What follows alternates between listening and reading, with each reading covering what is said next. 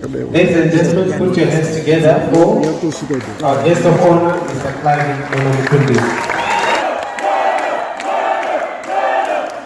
I'm sure you know that in Zimbabwe, most of my books and music are from foreigners.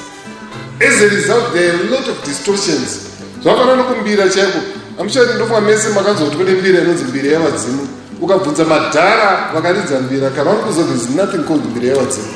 Because kare muculture yedu isusu tainamata nemusic, tigonamata nembira nengoma, tigoombera maoko, kitchen yairibikirwa yakatori church ndoma itosanganira vanhu. But nyaya yekuti pane vanhu vakataura kuti Mbira inonzi Mbira yavadzimu, machechi up to now machechi mazhinji hautomboduridza Mbira, asi maoko vachiri kuombera but aishandiswa.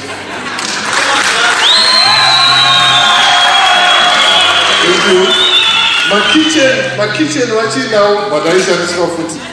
Mombe dzaipirwa ichinzi mombe yaiswa zita yazvino vachinadzo, but Mbira dzega ndo dzakapatsanurwa zvanzi Mbira asi kudzida muchechi nenyaya yekuti dzakapiwa zita rokunzi Mbira dzevadzimu. There's a lot of distortions.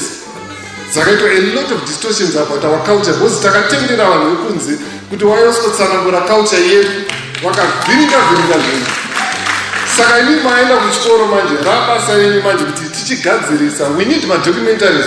Vanhu vakaita sana mabachirwa hapana madocumentary yavo right now, but ukaenda kuAmerica munhu angopinda music industry angoita one hit atone documentary kudhara. So it's a lot of information in Mbiras.